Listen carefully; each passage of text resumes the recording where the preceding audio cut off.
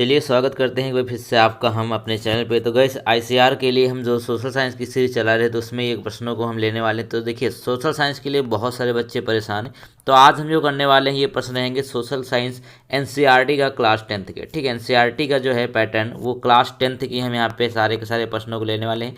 तो वीडियो को लाइक कर दे, चैनल को सब्सक्राइब कर दे, क्योंकि जो सारे प्रश्न हैं आपके एनसीईआरटी बेस्ड हैं और क्लास 10 से आप मिला भी सकते हैं। ऐसा नहीं है कि विकास सर कहीं बाहर से करा रहे। तो चलिए देख लेते हैं पहला प्रश्न। तो इसमें कहते हैं कि द्वितीय महायुद्ध के बाद यूरोप में किस संस्था का उदय आर्थिक दुष्प्रभावों को समाप्त करने के लिए हुआ था। ठीक है, द्वितीय महायुद्ध जब हो गया था उस समय किस संस्था को बनाया गया था जिसकी वजह से जो आर्थिक है यानी कि जो फाइनेंशियल दुष्प्रभाव है उसको समाप्त किया गया था। तो याद रखेंगे नाटो की स्थापना उस समय करी गई थी, याद रखेंगे। चलिए क्वेश्चन नंबर अगला। तो 4 अप्रैल 1949 को नाटो की स्थापना भी हुई, तो ये भी याद रख लीजिएगा। ठीक है, 4 अप्रैल 1949। क्वेश्चन नंबर अगला देखिए। तो कहते हैं लोकतंत्र एक शासन व्यवस्था है। ठीक है, लोकतंत्र एक शासन व्यवस्था है तो क्या है देखिएगा।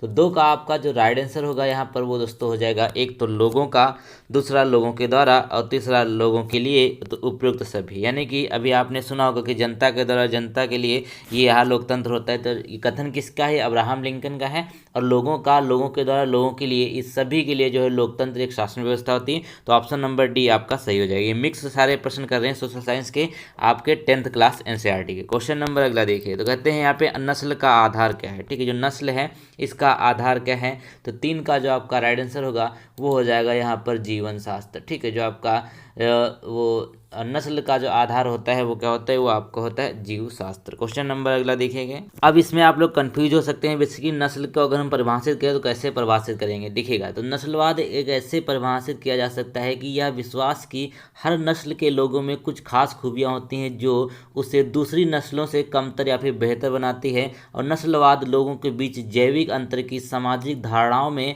आधारित भेदभाव और पूर्वाग्रह दोनों होते हैं। तो ये एक तरीके से नस्लवाद की यहाँ पे परिभाषा दी गई है। ठीक है, तो यही कहते हैं किससे संबंधित है, ये आपका जैविक अंतर, जैसे अभी अपन ने बताया कि ना, तो उससे आपकी संबंधित हो जाएगी। क्वेश्चन नंबर अगला देखेंगे। क्वेश्चन नंबर 4 पे देखें तो कहते हैं कि ग्राम पंचायत का सचिव कौन होता है। अब ग्राम पंचायत के एक सचिव होता है। अगर आपने देखी होगी जो एक वेब सीरीज है, बहुत अच्छी वेब सीरीज आई थी, तो उसमें आपको सचिव का बहुत ही मुख्य रोल दिखाया गया है पंचायत में। ठीक है, तो ग्राम पंचायत का जो सचिव होता है वो कौन हो जाएगा, उप मुखिया होता है, याद रखेंगे। चलिए क्वेश्चन नंबर अगला देखेंगे। तो यहाँ पे कहते हैं कि इंग्लैंड में महिलाओं को मताधिकार किस वर्ष प्राप्त हुआ था। ठीक है, इंग्लैंड में महिलाओं को जो मताधिकार है वो किस वर्ष प्राप्त हुआ था, तो ये हुआ था 1918 में, याद रखेंगे। चलिए 1918 में महिलाओं को मताधिकार प्राप्त कर दिया गया था। इंग्लैंड की बात करें, क्योंकि इंग्लैंड आपके सिलेबस में है बहुत ही ज़्यादा। क्वेश्चन नंबर अगला देखिए। तो कहते हैं जब हम लैंगिक विभाजन की बात करते हैं तो हमारा अभिप्राय क्या होता है। ठीक है, लैंगिक विभाजन की अगर हम बात करें तो जो हमारा अभिप्राय होता है वो होता है कि समाज द्वारा स्त्रियों और पुरुषों की दी गई असमान भूमिकाएं, ये बेसिकली लैंगिक विभाजन की बात करते हैं। जैसे कहा जाता है कि महिलाएं ये नहीं कर सकती, पुरुष ये सब कर सकते हैं, तो ये एक तरीके से लैंगिक विभाजन है, ये इसकी आपकी परिभाषा कही जा सकती है, फिर इसका अभिप्राय होता है। क्वेश्चन नंबर अगला देखिए। तो कहते हैं कि भारतीय संविधान के बारे में इनमें से कौन सा कथन सही है। अब जब भारत का संविधान है तो इनमें से कथन कौन सा सही है, तो यहाँ पे देखिए। तो ये कथन जो इसमें सही होगा या धर्म के आधार पर भेदभाव की मनाही करता है, क्योंकि संविधान में लिखा है कि संविधान का कोई भी धर्म नहीं बल्कि वो धर्मनिरपेक्ष है। तो यह धर्म के आधार पर कोई भी भेदभाव नहीं करता है। अपने भारत में सभी धर्म एक समान माने जाते हैं संविधान की दृष्टि से। आप कंपटीशन एग्जाम की तैयारी करते हैं तो आपके लिए सबसे जरूरी होता है मॉक टेस्ट। मॉक टेस्ट देने से क्या होता है, आपको पता चलता है कि आपका कौन सा सेक्शन वीक है, और उसके साथ साथ यहाँ पर टाइम मैनेजमेंट भी होता है। तो यहाँ पे देखेंगे टेक्स्ट बुक का अगर आप पास लेते हैं तो इसमें आपको 32,000 प्लस मॉक टेस्ट मिल जाएंगे 450 एग्जाम के लिए। ऑल इंडिया लेवल पे जितने भी एग्जाम कंडक्ट होते हैं सभी का पास आपको यहाँ पे मिल जाएगा। तो आपके लिए गोल्डन टिकट वापस आ चुका है, जिसमें आप देखेंगे कि आपको एक्स्ट्रा 6 महीने की वैलिडिटी मिलने वाली है 399 रुपये का अगर आप खरीदते हैं, जिसमें आप कूपन कोड लगाएंगे विकास तो आपको मिल जाएगा 59 रुपये का यहाँ पे ऑफ। ठीक है, तो इस तरीके से आप इसको ले लीजिए। और 18 महीने तक की एग्जाम के लिए इनरोल होते हैं तो आप देखेंगे कि यहाँ पर आपको 52 चैप्टर टेस्ट मिल जाएंगे, 20 सब्जेक्ट टेस्ट मिल जाएंगे, 10 फुल टेस्ट मिल जाएंगे और 9 मॉक टेस्ट आपको यहाँ पर मिल जाएंगे। तो डिस्क्रिप्शन में लिंक है, वहाँ से जाकर आप पास को ले सकते हैं। क्वेश्चन नंबर अगला देखिए। कहते हैं कि दल बदल कानून निम्न में से किस पर लागू होता है। ठीक है, दल बदल जो कानून है वो किस पर लागू होता है, तो याद रखेंगे सांसदों और विधायकों पर। किसमें, सांसद और विधायकों पर। कौन सी यहाँ पे अगर अनुसूची में बात करें तो कौन सी अनुसूची में है, अनुसूची यहाँ पे 10 में है, दल बदल कानून। ठीक है, क्वेश्चन नंबर अगला देखिए, कहते हैं जनता दल यूनाइटेड पार्टी का गठन कब हुआ था। जनता दल यूनाइटेड पार्टी का जो गठन हुआ था वो कब हुआ था, तो याद रखेंगे 1999। कब, 1999 में जनता दल पार्टी का गठन हुआ था। क्वेश्चन नंबर अगला देखिए, तो कहते हैं कि अखिल भारतीय ट्रेड यूनियन कांग्रेस, ठीक है, अखिल भारतीय ट्रेड यूनियन कांग्रेस की स्थापना कब हुई थी, तो गाइस इसका जो राइट आंसर होगा यहाँ पर वो हो जाएगा 1920 में। ठीक, 1920 में करी गई थी। 31 अक्टूबर 1920 में लाला लाजपत राय के द्वारा। ठीक है, किसके द्वारा, लाला लाजपत राय के द्वारा 1920 में 31 अक्टूबर, याद रखेंगे। चलिए क्वेश्चन नंबर अगला देखिए, तो कहते हैं कि सेफ्टी लैंप का आविष्कार किसने किया था। सेफ्टी लैंप का जो आविष्कार किया था वो किसके द्वारा किया गया था, तो ये आपका राइट आंसर होगा यहाँ पर हम्फ्री डेवी। क्या हो जाएंगे, हम्फ्री डेवी जो है इन्होंने सेफ्टी लैंप का आविष्कार किया था। क्वेश्चन नंबर अगला देखिए, तो कहते हैं जमशेदजी टाटा ने Tata iron and steel company की स्थापना कब करी थी। ठीक, जमशेदजी टाटा ने Tata iron and steel company की जो स्थापना करी वो डेट कौन थी, याद रखेंगे 1907 में। 1907 में Tata iron and steel company की स्थापना हुई। क्वेश्चन नंबर अगला देखिए, कहते हैं इंग्लैंड में सभी स्त्री और पुरुषों को वयस्क मताधिकार कब प्राप्त हुआ। ठीक है, अभी हमने बात करी थी इंग्लैंड में स्त्रियों को कब दिया गया था, तो इसका राइट आंसर क्या होगा, ये 1918 हो जाएगा। ठीक, 1918 में इंग्लैंड में सभी स्त्री और पुरुषों को वयस्क मताधिकार प्राप्त हुआ था। क्वेश्चन नंबर अगला देखिए, कहते हैं भारत के लिए पहला फैक्ट्री एक्ट यानी फैक्ट्री अधिनियम कब जारी किया गया था, कब पारित हुआ था, तो भारत के लिए जो पहला फैक्ट्री अधिनियम जारी किया गया वो किया गया था 1881 में। कब, 1881 में इसको जारी किया गया। क्वेश्चन नंबर अगला देखिए, तो कहते हैं 1917 में भारत में पहली जूट मिल किस शहर में स्थापित हुई थी। 1917 की बात है, यहाँ पर पहली जूट मिल स्थापित हुई थी, वो डेट थी यहाँ पर 1917, और यहाँ हुई थी कहाँ थी, कलकत्ता में। याद रखेंगे कलकत्ता में इसकी स्थापना हुई थी। डेट भी इंपॉर्टेंट है, पूछी जा सकती है। क्वेश्चन नंबर अगला देखिए, कहते हैं भारत में कोयला उद्योग का प्रारंभ कब हुआ था। ठीक है, पूरा एनसीईआरटी है, आप एक बार चेक कर सकते हैं अगर यकीन नहीं है तो। ठीक है, भारत में कोयला उद्योग का प्रारंभ कब हुआ था, तो इसका राइट आंसर हो जाएगा 1814 में। कब, 1814 में भारत में कोयला उद्योग का प्रारंभ स्टार्ट हो गया था। क्वेश्चन नंबर अगला कहता है कि स्पिनिंग जेनी का आविष्कार कब हुआ था। ठीक है, स्पिनिंग जेनी जो है उसका आविष्कार कब हुआ था, तो देखिएगा स्पिनिंग जेनी का जो आविष्कार है यहाँ पर कुछ गलत लिखा हुआ है, ऑप्शन के हिसाब में मत चलिए, जब मैं आप बता रहा हूँ वो सुनिएगा। तो स्पिनिंग जेनी का जो आविष्कार किया था जेम्स हरग्यूज ने किया था। किसने किया था, जेम्स हरग्यूज ने किया था। और 1764 या 1765 ये डेट यहाँ पर आपको गूगल पर देखने की मिलती है। ठीक है, तो ये आप ध्यान में रखिएगा 1764 या 1765 में, जिससे एक साथ सूत के 8 धागे काटे जा सकते थे, याद रखेंगे। तो इसका बेसिकली 1764 जो राइट आंसर है वो माना जाता है। तो आप देखेंगे यहाँ पे हो सकता है लिखा भी हो 1764, तो चलिए इसका राइट आंसर होगा 1764। 65 भी कहीं कहीं देखने को मिलता है, तो एनसीईआरटी 1764 ही मानता है। क्वेश्चन नंबर अगला देखेंगे, तो कहते हैं कि मुंबई में सर्वप्रथम सूती कपड़ों की मिलों की स्थापना कब हुई थी। ठीक है, सूती कपड़ों की मिलों की स्थापना मुंबई में सबसे पहले कब हुई थी, तो इसका जो राइट आंसर हो जाएगा 1854 में। कब, 1854 में हुई थी, याद रखेंगे ये। चलिए क्वेश्चन नंबर अगला देखेंगे, अगले में कहते हैं कि सत्ता की साझेदारी सही है क्योंकि, सत्ता में साझेदारी सही है या क्योंकि, तो याद रखेंगे इसका राइट आंसर हो जाएगा देश की एकता को कमज़ोर करती है। अब सत्ता में अगर साझेदारी सही है तो क्यों, क्योंकि ये देश की एकता को कमज़ोर करती है, ये सत्ता में साझेदारी सही है। चलिए क्वेश्चन नंबर अगला देखेंगे यहाँ पर, तो कहते हैं कि वर्ष 1975 ईस्वी को भारतीय राजनीति में किस लिए जाना जा सकता है। ठीक है, 1975 की अगर बात करें तो इसमें भारतीय राजनीति को जो जाना जाता है वो जाना जाता है देश में आपातकाल। अब 1975 में देश में आपातकाल लगा था, सभी को पता है, इमरजेंसी लगी थी 1975 में, इसीलिए इनको याद किया जाता है।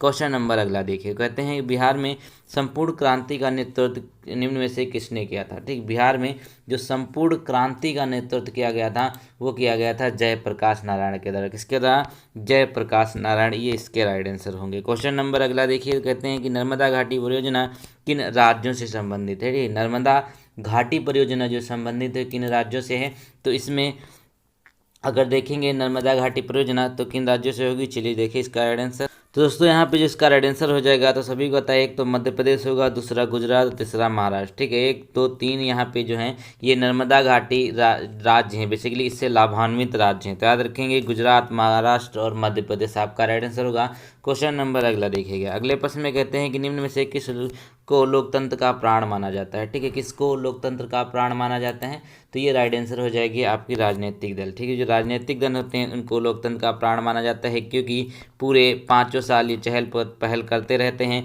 और इनके बगैर पार्टियां भी नहीं बनती है और इनके बगैर सरकार भी नहीं बनती है। क्वेश्चन नंबर अगला देखिएगा। तो कहते हैं यहाँ पे कि भारत में Tata hydro electric power station की स्थापना कब हुई थी। तो भारत में जो Tata hydro electric power station की जो स्थापना हुई थी वो 1910 में हुई थी। कब? 1910 में इसकी स्थापना करी गई थी।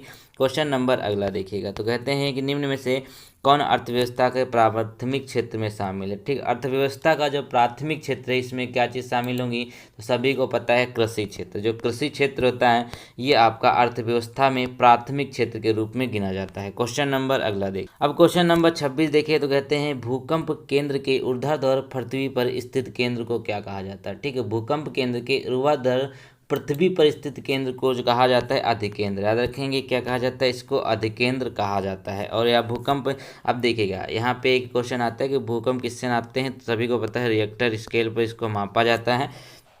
चलिए क्वेश्चन नंबर अगला देखिए। तो कहते हैं भारत का राष्ट्रीय पक्षी कौन सा है, तो बहुत ही आसान है, इससे आसान कुछ हो ही नहीं सकता। तो ये आपका राइट आंसर हो जाएगा यहाँ पे मयूर, यानी कि जो मोर है ये राष्ट्रीय पक्षी है। अगर आप इसके तरफ कुछ भी इसको हानि पहुँचाएंगे तो आपको यहाँ पर क्या होगी, जेल हो सकती है। इसीलिए किसी भी पक्षी को नुकसान नहीं पहुँचाना चाहिए, ये एक ह्यूमन नेचर भी होना चाहिए इंसान के अंदर। क्वेश्चन नंबर अगला देखिए। तो कहते हैं किस राज्य में वन का सबसे अधिक विस्तार है। तो सबसे अधिक जो विस्तार है, सबसे अधिक जो फैलाव है वो कहाँ पे हो जाएगा, मध्य प्रदेश में होगा। कहाँ पे होगा, मध्य प्रदेश में हो जाएगा। ठीक है, याद रखेंगे ये बहुत दिनों से मतलब वहाँ पे है, ये सबसे ज़्यादा वन का जो है प्रसार वो मध्य प्रदेश में है। क्वेश्चन नंबर अगला देखिए। तो कहते हैं कि इनमें से कौन सा जीव केवल भारत में ही पाया जाता है। तो एक जीव है जो केवल और केवल भारत में पाया जाता है, तो याद रखेंगे कौन सा होगा, घड़ियाल होता है। ये घड़ियाल वही जिसके घड़ियाली आंसू होते हैं, तो ये घड़ियाल केवल और केवल भारत में ही पाया जाता है। क्वेश्चन नंबर अगला देखेंगे। तो कहते हैं यहाँ पर कि टेक्सोल का उपयोग होता है, जो टेक्सोल है ना इसका उपयोग होता है तो किस चीज़ में होता है, तो गाइस इसका जो राइट आंसर हो जाएगा वो हो जाएगा कैंसर। बेसिकली यहाँ पे एक तरीके से इसको कह सकते हैं ये औषधि होती है, जड़ी बूटी होती है टेक्सोल, जिसका प्रयोग किया जाता है कैंसर के उपचार में। ठीक है, आयुर्वेदिक है। क्वेश्चन नंबर अगला देखेंगे। तो कहते हैं यहाँ पर कि चरक का संबंध किस देश से है। ठीक है, चरक का संबंध जो किस देश से था या फिर किस देश से है, तो 31 का राइट आंसर हो जाएगा यहाँ पे भारत से। चरक जो थे ये भारत के थे, सभी को पता है। क्वेश्चन नंबर अगला देखिए। कहते हैं वन संरक्षण एवं प्रबंधन की दृष्टि से वनों को वर्गीकृत किया गया है। ठीक है, वन संरक्षण और वन प्रबंधन की दृष्टि से वनों को कितने भागों में वर्गीकृत किया गया है, टोटल 3 वर्गों में। कितने, 3 वर्गों में इसका वर्ग। तो गाइस अगला क्वेश्चन देखें। तो कहते हैं एक एनजीओ की वानिकी रिपोर्ट के अनुसार 1948 में विश्व में कितने हेक्टेयर भूमि पर वन का विस्तार था। ठीक है, पूरे विश्व की बात कर रहे हैं 1948 में, तो 4 अरब हेक्टेयर हुआ करता था, जो अब घटकर बहुत ही कम हो गया है। क्वेश्चन नंबर अगला देखिए। तो कहते हैं कि पर्यावरण संतुलन के लिए कितने प्रतिशत भूभाग पर वन आवश्यक है। ठीक है, पर्यावरण संतुलन बनाने के लिए कितने % भूभाग पर वन आवश्यक है, तो इसका राइट आंसर हो जाएगा 33%। कितना, 33% वन होना चाहिए भूभाग पर। ठीक है, क्वेश्चन नंबर अगला देखें। कहते हैं कुनैन किस रोग की दवा है। ठीक है, कुनैन है या किस रोग की दवा है, तो बहुत बार ये प्रश्न पूछा जाता है, तो याद रखेंगे ये आपका हो जाएगा मलेरिया। किसका, मलेरिया, इसका राइट आंसर हो जाएगा। ये कुनैन जो है मलेरिया का यहाँ पे दवा बनाई जाती है इससे।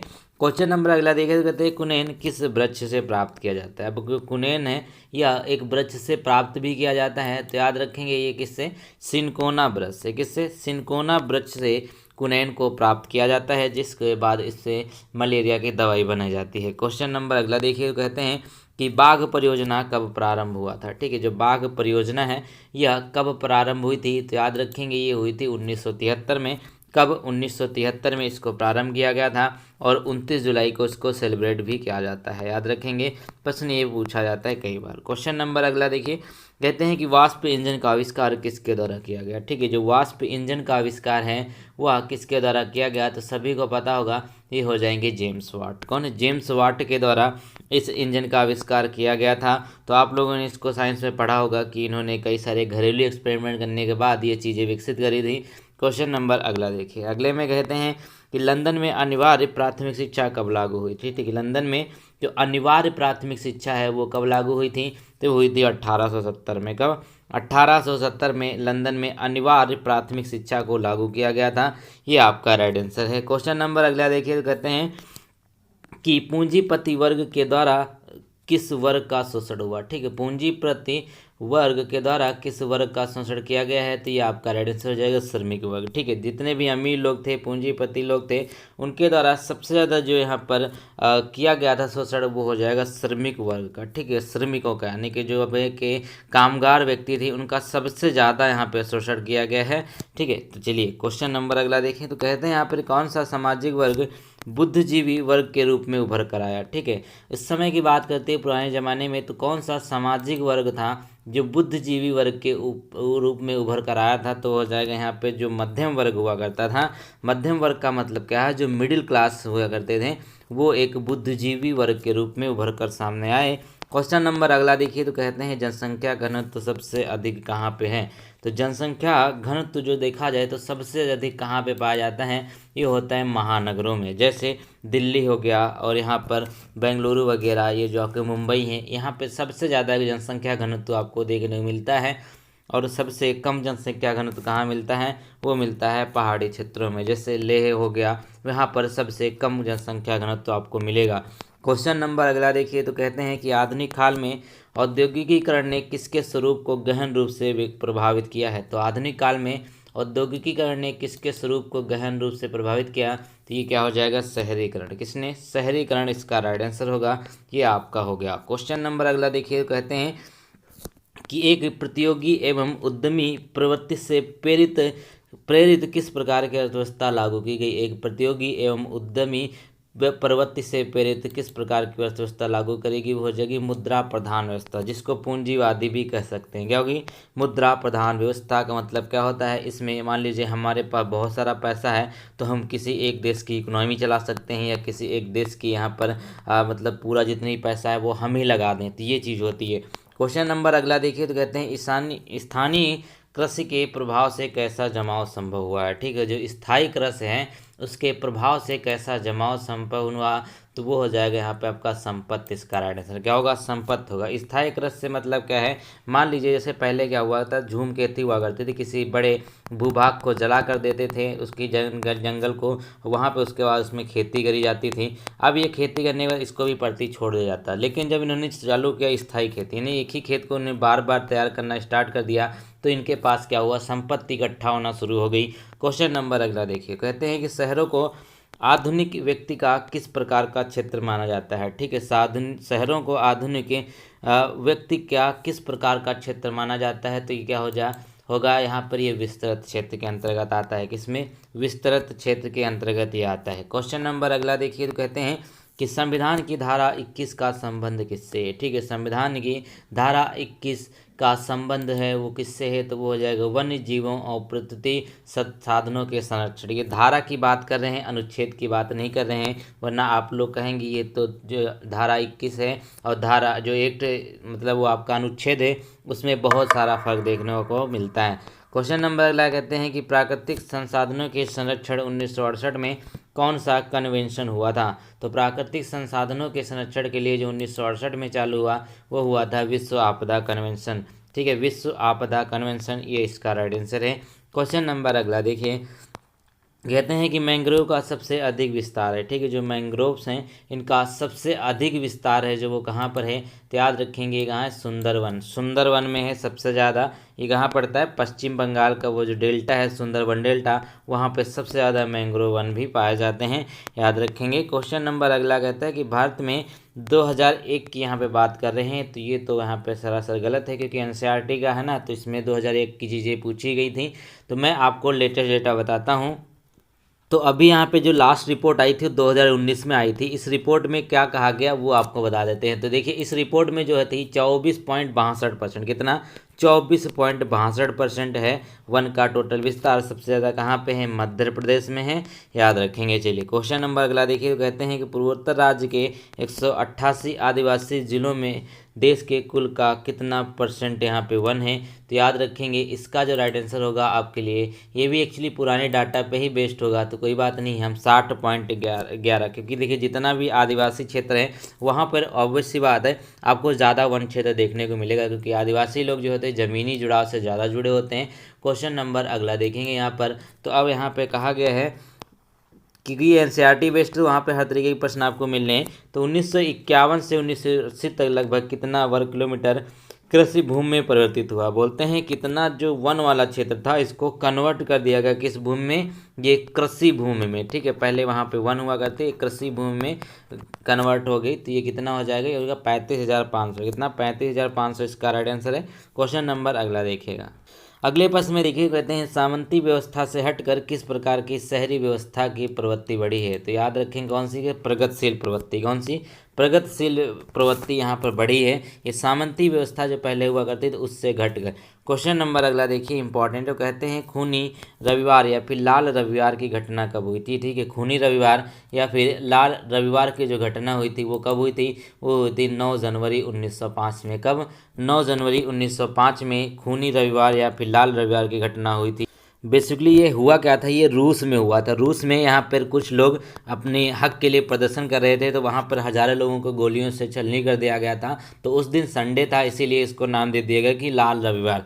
क्वेश्चन नंबर अगला देखिए, कहते हैं द्वितीय अंतर्राष्ट्रीय संघ की स्थापना कब हुई थी। द्वितीय अंतर्राष्ट्रीय संघ की जो स्थापना हुई वो कब हुई थी। तो याद रखेंगे ये हुई थी 1889 में। कब, 1889 इसका राइट आंसर यहाँ आपके लिए होगा। क्वेश्चन नंबर अगला देखें, कहते हैं द्वितीय इंटरनेशनल अंतर्राष्ट्रीय संघ की स्थापना कब हुई थी, कहाँ पे हुई थी। अब हुई थी 1889 में, कहाँ हुई थी, ये हुई थी पेरिस में। कहाँ पर, पेरिस में हुई थी। क्वेश्चन नंबर अगला देखेंगे। तो कहते हैं कि चेका क्या था। चेका जो है वो क्या था, याद रखेंगे। तो 59 में अगर आप ध्यान से देखेंगे, जो चेका है ना, ये गुप्त पुलिस संगठन था। क्या, गुप्त पुलिस संगठन हुआ करता था चेका। क्या था, गुप्त पुलिस संगठन। ये आपका राइट आंसर है। चलिए क्वेश्चन नंबर अगला देखिए, कहते हैं स्टालिन की मृत्यु कब हुई थी। जो स्टालिन थे उनकी मृत्यु कब हुई थी। तो ये प्रश्न पूछा जा सकता है कभी कभी कठिन बनाने के लिए। तो क्या होगा, 1952 इसका राइट आंसर हो जाएगा। स्टालिन की इस समय मृत्यु हुई थी। क्वेश्चन नंबर अगला देखिए। तो कहते हैं कार्ल मार्क्स। कार्ल मार्क्स को कौन नहीं जानता है। तो देखिएगा, कहते हैं कार्ल मार्क्स की जो मृत्यु हुई वह कब हुई थी। ठीक है, तो यह होगा आपका 1883 में। कब, 1883 में कार्ल मार्क्स की मृत्यु हो गई थी। क्वेश्चन नंबर अगला देखिए। तो कहते हैं नई आर्थिक नीति या फिर जो आपकी नेप है ना, ये जो आपकी नेशनल एजुकेशन पॉलिसी होती है, बेसिकली वो एक यहाँ पे अलग चीज़ है। लेकिन यहाँ पे जो आपका नई आर्थिक नीति है ना, ये अलग चीज़ होती है। तो सबसे पहले यहाँ पे किसने लागू करी थी, ये हो जाएंगे आपके लेनिन। कहाँ के थे ये, याद रखेंगे, लेनिन इसका राइट आंसर हो जाएगा। अगला क्वेश्चन देखिए। तो कहते हैं यहाँ पर कि रूस जापान युद्ध कब हुआ था। एक युद्ध है जिसका नाम है रूस और जापान युद्ध, बहुत फेमस है। 1904-1905 में हुआ था। इंपॉर्टेंट है, रसिया और जापान के बीच हुआ था। क्वेश्चन नंबर अगला है कि प्रथम इंटरनेशनल की स्थापना कहाँ पे हुई थी। ठीक है, प्रथम इंटरनेशनल की स्थापना जब हुई थी वो कहाँ पे हुई थी। तो याद रखेंगे लंदन में हुई थी। तो कहाँ, लंदन इसका राइट आंसर होगा। क्वेश्चन नंबर अगला देखिए। तो कहते हैं रॉबर्ट ओवन कहाँ के निवासी थे। ठीक है, जो रॉबर्ट ओवन है वो कहाँ के निवासी थे। तो इसका राइट आंसर होगा यहाँ पर आपका इंग्लैंड। कहाँ के, इंग्लैंड के निवासी थे रॉबर्ट ओवन। ठीक है, क्वेश्चन नंबर अगला देखिए। कहते हैं कि अंकोर वाट का मंदिर कहाँ स्थित है। ठीक है, जो अंकोर वाट है ये मंदिर कहाँ पर स्थित है, याद रखेंगे, बहुत बार प्रश्न पूछा गया। तो कंबोडिया, कहाँ, कंबोडिया में है अंकोर वाट का मंदिर। ऑप्शन नंबर डी बिल्कुल सही है। क्वेश्चन नंबर अगला देखिए। तो कहते हैं कि हिंद चीन पहुंचने वाले प्रथम व्यापारी कौन थे। ठीक है, हिंद चीन पहुंचने वाले जो प्रथम व्यापारी हैं वो कौन से हो जाएंगे, वो हो जाएंगे पुर्तगाली। क्या, पुर्तगाली इसका राइट आंसर होगा। चलिए क्वेश्चन नंबर अगला देखिए। तो कहते हैं कि कुशेश्वर स्थान किस जिला में स्थित है। एक स्थान है जिसका नाम है कुशेश्वर, वह किस जिला में स्थित है, वो हो जाएगा दरभंगा में। कहाँ, दरभंगा बिहार में है। क्वेश्चन नंबर अगला देखिए। तो कहते हैं कि राजनीतिक दलों की मान्यता और उसका चिन्ह किसके द्वारा प्रदान किया जाता है। ठीक है, राजनीतिक दलों की मान्यता, अब कोई नया दल है तो वो अगर मान्यता लेना चाहेगा तो कौन करेगा इसकी, वो हो जाएगा निर्वाचन आयोग। किसके द्वारा, निर्वाचन आयोग के द्वारा इसको मान्यता दी जाती है। क्वेश्चन नंबर अगला देखिए, कहते हैं निम्नलिखित में से कौन सा कार्य राजनीतिक दल नहीं करते हैं। ठीक है, राजनीतिक दलों के द्वारा कौन सा कार्य नहीं किया जा सकता है, तो वो देखिए क्या होता है। एक तो उनका काम होता है चुनाव लड़ना, ठीक है। फिर कहते हैं सरोकार की आलोचना करना, ये भी ठीक है। प्राकृतिक आपदाओं में राहत करना, ये भी ठीक है। लेकिन अफसरों की बहाली संबंधी कार्य, किसी को पद से हटा नहीं सकते, किसी के पद से यहाँ पर बहाली नहीं कर सकते, यानी कि किसी जो हटा हुआ उसको शामिल नहीं कर सकते। मतलब कुल तरीके से भ्रष्टाचार उनका यहाँ कोई काम नहीं होता है, बाकी ये सारे काम इनके द्वारा किए जाते हैं। क्वेश्चन नंबर अगला देखिए, कहते हैं भारतीय लोकतंत्र के प्रति लोगों की क्या चीज़ है। ठीक है, जो भारतीय लोकतंत्र है इसमें लोगों की प्रति हमारी सबकी क्या चीज़ है, ये हो जाएगी हमारी सबकी आस्था है लोकतंत्र के प्रति।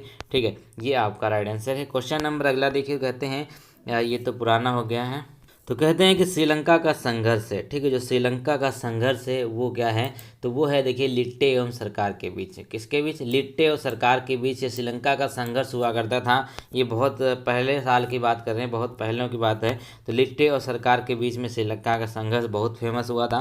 क्वेश्चन नंबर अगला कहता है कि भारत में योजना आयोग का गठन कब हुआ था। ठीक है, भारत में जो योजना आयोग का गठन हुआ वो हुआ था 1950 15 मार्च को। कब, 15 मार्च 1950 में हुआ, जिसको 2015 में नीति आयोग में कन्वर्ट कर दिया गया। कब, 2015 में इसको नीति आयोग में कन्वर्ट कर दिया गया। चलिए क्वेश्चन नंबर अगला देखेंगे यहाँ पर, तो कहते हैं कि दलित और महादलित की एक नई पहचान बना। ठीक है, दलित और महादलित की एक नई पहचान कौन सा प्रदेश है, तो वो बना था बिहार। ठीक है, याद रखेंगे। चलिए क्वेश्चन नंबर अगला यहाँ पे कहते हैं कि इटली व जर्मनी के एकीकरण के विरुद्ध कौन देश था। ठीक है, इटली एवं जर्मनी के एकीकरण के विरुद्ध कौन सा देश था, तो हो जाएंगे यहाँ पे ऑस्ट्रिया का। ऑस्ट्रिया जानते हैं कौन, यहाँ पे हिटलर का जन्म हुआ था, यहाँ पे हिटलर पैदा हुए थे। इटली एवं जर्मनी के एकीकरण के विरुद्ध देश कौन था, वो हो जाएगा यहाँ पर आपके लिए हिटलर। क्वेश्चन नंबर अगला देखेंगे, अगले में कहते हैं कि जलवराइन एक संस्था थी। ठीक है, किन लोगों की संस्था थी, तो जलवराइन जो एक संस्था है वो किन लोगों की है, तो 77 का आपका राइट आंसर होगा। बेसिकली हो जाएगी व्यापारियों की, किसकी, व्यापारियों की होगी। तो गाइज आज हमने सोशल साइंस में बहुत सारे प्रश्न ऑलरेडी कर लिए हैं। ठीक है, ऑलरेडी बहुत सारे प्रश्न किए, तो उम्मीद है आपको पसंद आया होगा। वीडियो पसंद आया तो इसको लाइक कर सकते हैं। और पीडीएफ के लिए आपको क्या करना है, अगर आपको चाहिए बहुत सारी पीडीएफ हम आपको दे रहे हैं, तो इसके लिए आपको क्या करना है, ये आपको हम व्हाट्सएप नंबर लिखे दे रहे हैं। ठीक है, यहाँ से जाइए और यहाँ पे मैसेज कर दीजिएगा, आपको पीडीएफ वगैरह मिल जाएंगी। उम्मीद करते हैं आपको वीडियो पसंद आएगा। सिर्फ और सिर्फ आपको यहाँ पे 39 रुपये ही पे करने हैं। Thank you so much.